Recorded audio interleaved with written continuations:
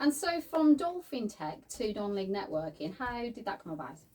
So, non-league networking, as the name suggests, is a networking event, which started actually. Do you want me to go into the full story? I do want you to go into the full story. I Where are the roots? Okay, Yes. so I'm in my spare time. I'm actually a football coach for a football club called Evesham United in Evesham, I should imagine.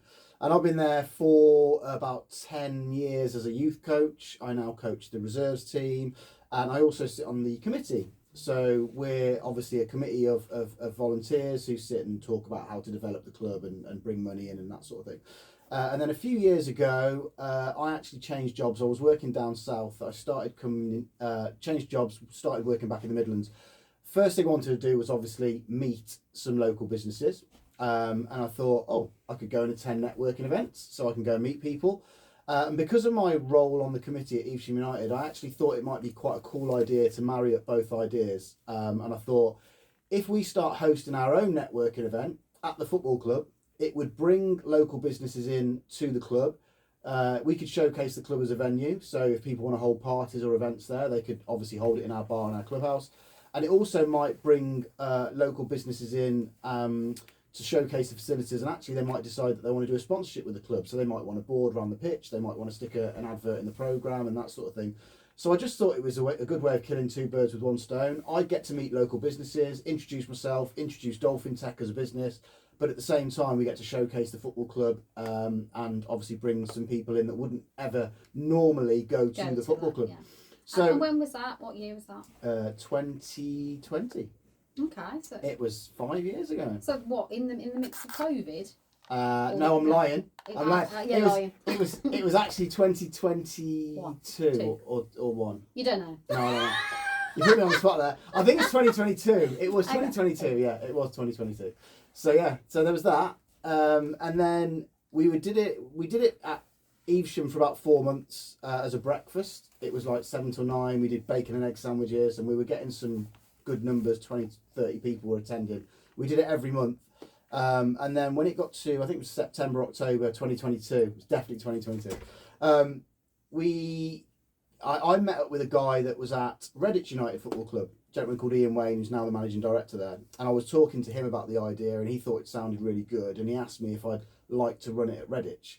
So we decided to try it at Redditch, and it worked really well at Redditch as well. We were getting really big numbers at Redditch. So then I was doing 2. And it sort of took off from there, really. And then, nearly 4 years down the line, we've now held events at about 12 different football clubs around the Midlands, including Stourbridge. Stourbridge, obviously. Number one still. Yeah. Bromsgrove. We've been to Darlaston, Bilston, AFC Wolverhampton City, Halesoe in Town, Worcester City, Malvern Town, Stratford upon Avon, or Stratford Town as it is. So yeah, we've got quite a few clubs in the mix at the minute, which is quite good, as you well know. It's a great networking, obviously. Right, we'll be back in a moment. There's a theme this hour with football songs, because I'm struggling with tech. So let's talk about the format of non-league networking, because there's millions and millions of networking groups out there, and lots of them have quite regimented structures to them. Why did you choose to go against the grain? I wouldn't say I'm against the grain. I just think it's a lot more relaxed than some of these networking groups that are out there, and they're all got their place. Don't get me wrong. I've got nothing bad to say about any networking groups, but I built non-league networking around the way that I personally like to network, which is in a much more relaxed way. So I've never joined a membership group because of the commitment of going every week, every 2 weeks, every month or whatever. And if you can't make it, then obviously you feel like you're losing out on your membership because you have to pay a membership every month. With some of them, I mean, I find a lot of the membership groups are quite expensive as well. You know, you pay for a membership, then you have to pay for every meeting and food and this. So for me, I just wanted to do something that was a lot more relaxed. There was no membership, and it was just literally like a pay-as-you-go format. So you can turn up if you're there and you're free and you've got a couple of hours spare. If you're not, because you've got meetings or you're away or whatever, then so be it. You know, there's no commitment. You're not obliged to turn up or obliged to join. if you're free, you want to go along, do a bit of networking, meet some people, then great. Then go and around, it's very much like a pay as you go. The format of the meeting itself, again, is much more relaxed. So we normally run the meetings for about 2 hours, and they are just really open networking for the majority of the time. Turn up, grab a tea, coffee, soft drink, whatever, have a chat to some people that are there. We tend to start with, the round the room bit, which you get a lot of networking meetings. Many people call it the 60 seconds or the elevator pitch or whatever it is.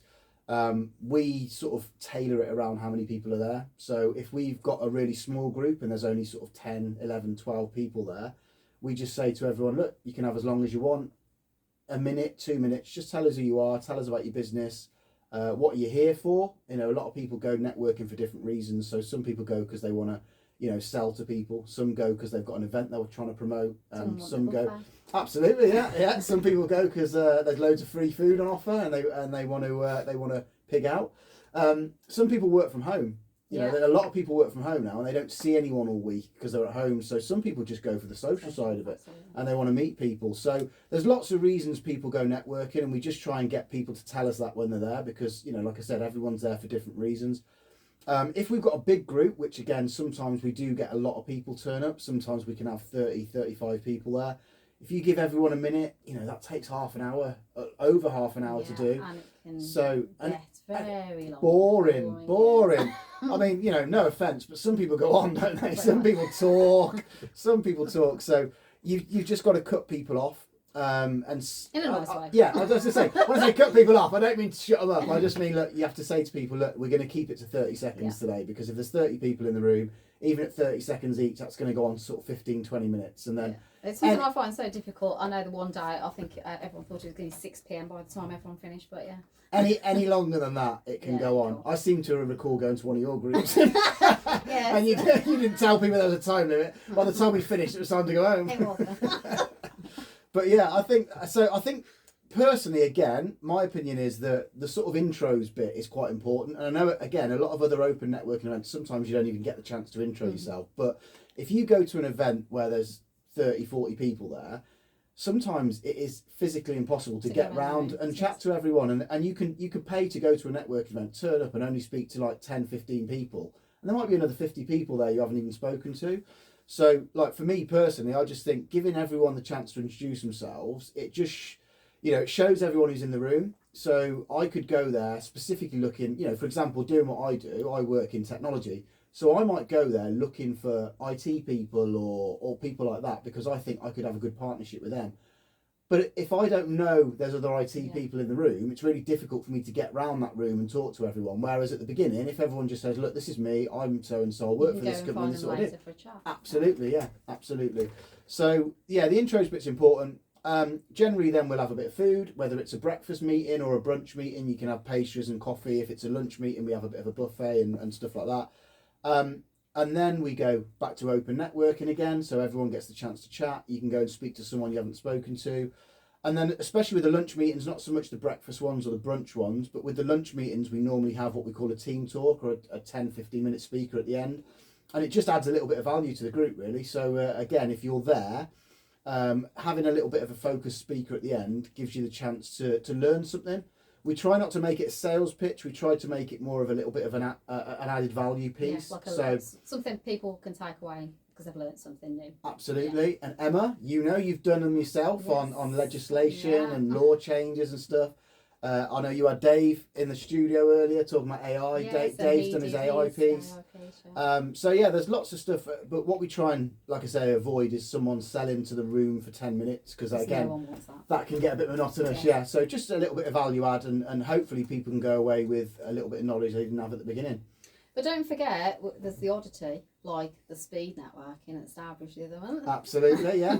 See, the one thing that I do love, again, and I'm biased because it's non-league networking, but the one thing I do like is we've got different hosts at different events. So obviously, as we know, our lovely host Emma here hosts Stourbridge non-league networking. Next one's the 9th of April. Well done, good plug, well done. We've got James that does Bromsgrove, we've got Molly that does Darlaston, and obviously we've got different hosts, different groups. But the one thing that I really like is, again, because we don't follow a rigid format like some of these other networking groups when they've got a structure they follow, I sort of like just say to everyone, it's free reign, just do what you want. As long as we've got people there and they're networking, they're enjoying it and it's relaxed, do what you want. And obviously, Emma, you decided to run a speed networking Did event. for Valentine's Day, yeah, which was amazing, really busy, so much chatter. I actually met someone yesterday at a different networking event and he said, oh my God, it was amazing. He said, but next time, can you pull the tables far, far away from each other because I had to sit in a dark room because there was too much chatter. Loud. Yeah, I imagine it's really, very loud. really loud, yeah. Especially with you hosting it as well. Yeah. Well, I did have the bell as well going every 2 seconds, so that made it even worse. Yeah. But everyone said it was really good. It was. Everyone Yeah. said it was I really, will really be good. doing another one. I'm thinking June. Not every month, God, can't cope with it. But No, yeah, hard June, work. I think, yes. Involves you having to work. It does, it actually does, yeah. But I'm going to do something different the 9th of April, though. I'm going to do bingo. Oh, here we go. Hot off the press. Hot off the press. Get Hot your off the tickets press. now. Right, on that note, let's go to another football tune. So the networking at the football clubs, obviously for businesses to do some networking, but you mentioned it's also for businesses to give back to football clubs, maybe sponsorship opportunities, hiring of rooms. I hired Stourbridge actually for my app launch last year. So tell me about the successes that's brought to some of the football clubs. Wow, you hired Stourbridge Football Club last year I for the did. launch of your HR app, so that's a success. I also Yes. double hire. I Yes. had Wolverhampton City for my dad's 70th as well. Did you really? Yeah, so Wow. private and corporate events. Yes, absolutely. Yeah, so that's what it was all about. I mean, we've had several people take sponsorship boards at Evesham United, funnily enough, and other clubs as well. And I again, know Rayner's got one at Wolverhampton City. Rayner's also got one at Evesham United. Oh, has she? She She has gets indeed. around. She Oh, she's does. got a Darlington too. Yeah, Ah. absolutely. She's going to get a reputation for herself. No, I mean, that's what it was all about for me. I mean, like we've said, if you've ever been to a non-league network meeting, or if you haven't, you'll know that we always do a little bit of an intro. We say, look, the reason we host these events is, one, it's business networking. Everyone that's in business likes to get out. They like to go network and they like to meet new people, build new connections. But the reason I focus a lot on the football club, as I mentioned earlier, you know, I'm involved with the football club myself. And at this level of football, i.e. non-league level, you don't have the type of money they have in the higher levels, at the higher levels of football. So, you know, the Premier League and the Championship and all that, you know, they're all owned by billionaires and millionaires and stuff like that. When you come down to sort of like non-league level, I mean, even some of the National League teams now have got quite rich owners, but as you start getting down to level 2, 3, 4, 5 of non-league football, you know, those clubs don't have rich owners, and a lot of them are you know, they're run by the community, or they're owned by fans, or they rely on local you know, donations from the council and loans and FA loans and all sorts. So anything that they can do to bring money in to keep the clubs running is just absolutely crucial. And you know, you've got staff to pay, and you've got grounds to run and stuff like that, and you can rely on people walking through the door on the weekend to watch the game. But the commercial side of a football club is really, really important. So relying on the local business community to, you know, help you with sponsorship is really, really important. So, and it amazes me that how many football clubs are in the local community, but the local businesses don't really do anything with them. You know, there are so many opportunities to get involved with football clubs, whether it be, like I said, through sticking an advert in a programme, or sponsoring a stand, or just literally having a board around the pitch, anything like that. Or sponsoring the kit. Absolutely, yeah. I mean, there's so many football clubs have got children's teams, you know, you can sponsor kids' kits, you can do anything. There's so many different ways for companies to get involved and support the clubs, and the clubs really, really need it. And obviously we've already touched upon COVID a few years ago. During COVID, there were a lot of clubs that really, really struggled because football was cancelled, you know, so there was no games going on, and these clubs really, really struggled for money. And they had to rely on loans from the government and all sorts just to keep the doors open, so that at the end of COVID they could continue going as a football club.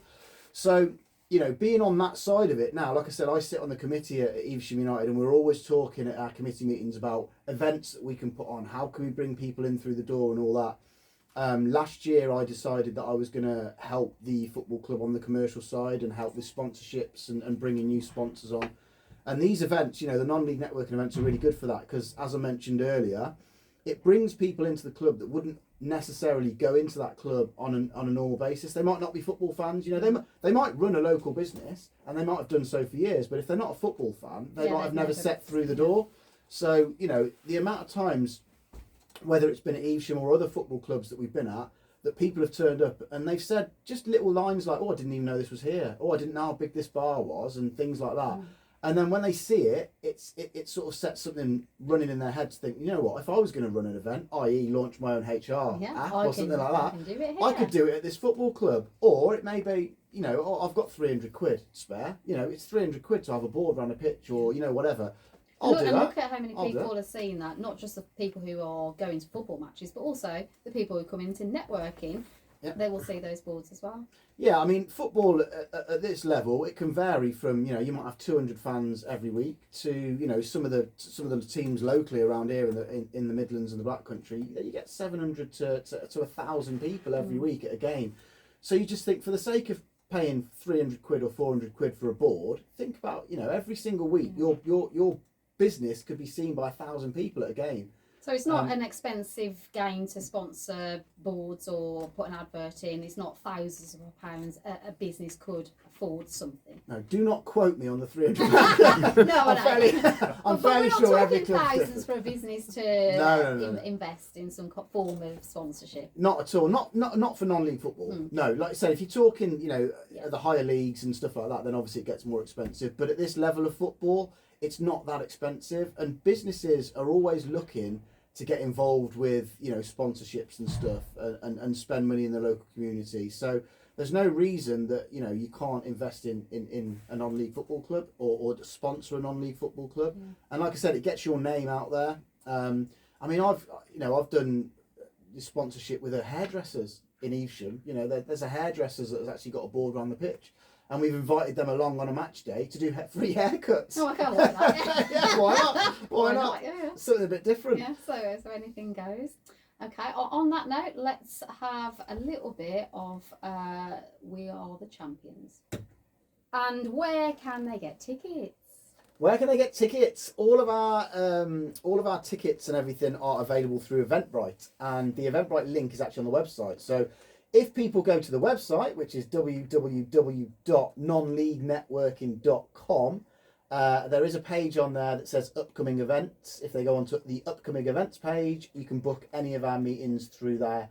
They're all on Eventbrite as well. So again, if you go on Eventbrite looking for events, if you type non-league networking into Eventbrite, you'll be able to find all the events on there as well. And there's also a page on LinkedIn. There is also a page on LinkedIn. We've got all social media channels. So if you go on Instagram or Facebook or obviously LinkedIn, if you search non-league networking on there, then hopefully we should pop up. If you go onto Google and literally just type in non-league networking on Google, then we are all over that. And there's about 70, 80 odd 5-star reviews on there as well about how great non-league networking is. Obviously. So feel free to go on there and read about all the reviews about how great we are. And then, if you haven't been to one, you definitely need to get down and visit one. Absolutely. If you're into your football and you're into non-league football and you're into supporting local community football clubs and of course networking and you want to meet some people, as I mentioned earlier, they're all pay as you go. There's no membership involved. We're not going to try and sell you anything. Just turn up, have a bit of food, meet some cool people, and that's it. It's all very relaxed, really nice people, and yeah, get yourselves down. So, get in touch with Steve, printers, etc., non-league networking. Thanks for coming, and we'll see you soon. No problem. Thanks very much for having me.